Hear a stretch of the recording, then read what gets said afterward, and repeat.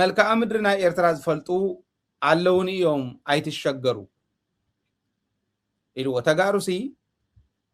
ቀይሕ ባሕሪ ከይነምልስ ዓሰብ ከይነምልስ ምስ ኤርትራ ምስ ሻዕብያ ሸሪኾም ጀነራላት ትግራይ ምስ ሻዕብያ ሸሪኾም ዓሰብ ከይምልስ ከልኪሎምን ድዮም መሲልኩም መልክዓ ምድሪ ናይ ኤርትራ ዝፈልጡ ኣለውን እዮም ይብል ቃል በቃል ፀውዖም በዓል ሳሙራ ዮኑስ በዓል ዮሐንስ ገብረ መስቀል እዮም በዓል ባጫ ውነው ተፀዊዕ ትግራዋይ ስለ ዝኾነ ይኮነ መልክዓ ምድሪ ዝፈልጡ ስለ ዝኾኑሲ መላ ኤርትራ ካብ ጫፍ ናብ ጫፍ ከባፅሕሉ ብመስዋዕትነት ትግራዋይ ባሕሪ ክበልዕ እዩ ተሃንጢ መፅ ወየኮ ግዜ ሓሚቁ እምበር ትሕዝወልኩ ዓድዋ 00 ኢሉ ክሰርሕ ከሎ ታሪክ ትግራይ ክሰርቕ ክምኩር ከሎ ካብ ምስራቅ ወፃኢ ካሊእ ክእለት ዘይብሎም ምዃኑ ንፈልጥ እንዴ ግን ከምኡ ክገብር ከሎስ ትግራዋይ ዝበሃል ኩሉ ሕዱር ቀይሚ ተቀይምዎ ምዃኑ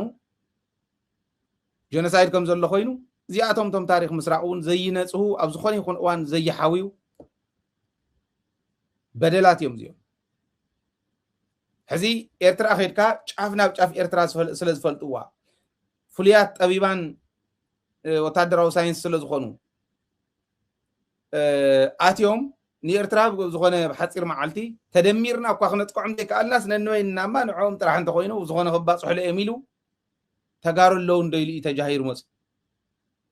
እዚ ናተይ ግምት ጥራሕ ከይመስለኩም ዲዲአር ይገበረ ብዝበሃሉሉ እዋን ኣስቃጥላ እንተይተረፈ የምፃሎም ነይሩ ተወሰነ ከስክስ እውን መፅአን ይኮነ ማለት ብቁፅረነ ይፈልጠን እምበር ኣጆኹም ሰራዊትኩም እውን ክፈርሰ ይደልየን ተወሰነ ምግቢ እውን ክሕግዘኩም የገለ ተባሂሉ ተወሰነ ኦራል ተፃዒነን መፅአን እዩ ሰራዊት ትግራይ ብምግቢ ዝሽነፍ ስለ ዘይኮነ ሄይ እንታይ እዚኣ እዮም ኢሎም ከመይ ዝበለ ብልሕኹም ዘለዎም እዞም ሰራዊትና ራእዩ እንታይ እዛ ጉዳይ እዮም ኢሎም እምበር ክጅንጅን ሞኪሩ እዩ ከምኡ ገይሮም ድሓርታ ኢሉ ኣብቲ እዋን ንሱ ዝተወሰነ መዓልቲ ተፃዒነን መፅአን ዘን ኦራላት ዝኾነ ኣስቃጥላ ምስ ኣብልዓ ተወሰነ መዓልቲ ፀኒሑ ኤርትራ እምበኣር ሕዚ ባሕሪ ክንረክብ ስለ ዘለና ኤርትራ ምውራር ሓግዙኒ ኢሉ ኖ ያማ ኣይትኾነን ንቀደም ንፋነ ኢልዎም ኣይኾንን ድሕሪኒ ኤርትራ ኣይኾንን ሞ መራሕቲ ሃውነ ኣይኾንን በሉ ሞ ቦታ ሃውኒ ኣነ ዘመናዊ ውግእ ክዋጋእ ብድሮንን ብካሊእን ሽረን ዓዲግራትን መቐለ ሃውነ ኣይኾንን ድሕሪ እቲ ጉዳይ መፅ እምበኣር ዓፀየን ኣለኹ ስቃጥላ ኢሎም ስቃጥላካ ሒዝካ ገለል ካእቶ ኢሎም ሞኪሩ እዩ ትሕቶ ንስ እዩ ሕዚ ግን በዓል ባጫ በዓል ሳሙራ በዓል ዮሐንስ ገብረ መስቀል እኮ እኹላት እዮም መልክዓ ምድሪ ኤርትራ ይፈልጡ ዝፈልጡ ሰባት ኢልና ክንወስድ ከለና እኹላት እኮ እዮም እዩ እንታይ ንሶም ጥራሕ ኣቢልኳ ካልኦት ስንዮም ዶ ተናእሰ በዓል ወደ ሸብር በዓል ወደ እንጥሩ ነይሮም እዮም ወደ እንጥሩ ነይሩ እዩ ኣብ ዝኾነት ክፍለ ጦር መኽተል ዲ ነይሩ ኣይ ቲንክ ክፍለ ጦር መኽተል ወይ ገለ እዩ ነይሩ ኣብ ወራር ሻዕብያ تيوم قل قدمهم ونفلتوا وين محقوي باجا تأثير اللي يو كوعيت اللي يو بده زبهال نيري ولا تقدر لي حقوس قدامي كنقرنا خل بده زبهال قدا قد زقعته اللي مثلا دفع قال زقعته له قدا قدي بندس زم قدوا قال زقدبلو حمد يوم قريب ما يرتراكو شعبيا أطبيقات تقييمات لهم يا أي قتلوا من نبر حق عالم بزفقوا من قد تقييمهم لهم أفكتون بديلان حيزهم قدا قد خعيتهم بده يبهال نيري له تقارا لاي منال وشاف زقص على محتاج تقول له عرينات سلا بده هون حتى باج أي فلت أيلوا بعل باج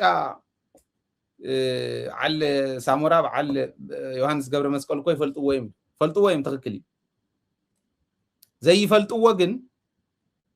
كابه هزوا منتتفاليوم كم ما يزوج عسى مخانهم بفلايتهم تقارن ساموراس كاب تقراي خفل خلو جغن النتو يا بتاع يوحنس قبر مسكلونه السكاب براكتيكلي ون مكير واي ندوب تقراي كيدو صفي عم سديدو مويانه بترو يانه حنبل እንዳበለት አዲስ አበባ አትያተኸም ታዝራኹም እዚዩ ስለዚህ በዋናነት አለውን በለ ንኢሳያስ ውን ዝፈልጡም በሪብል ኤርትራ ዝፈልጡ ጥራሕ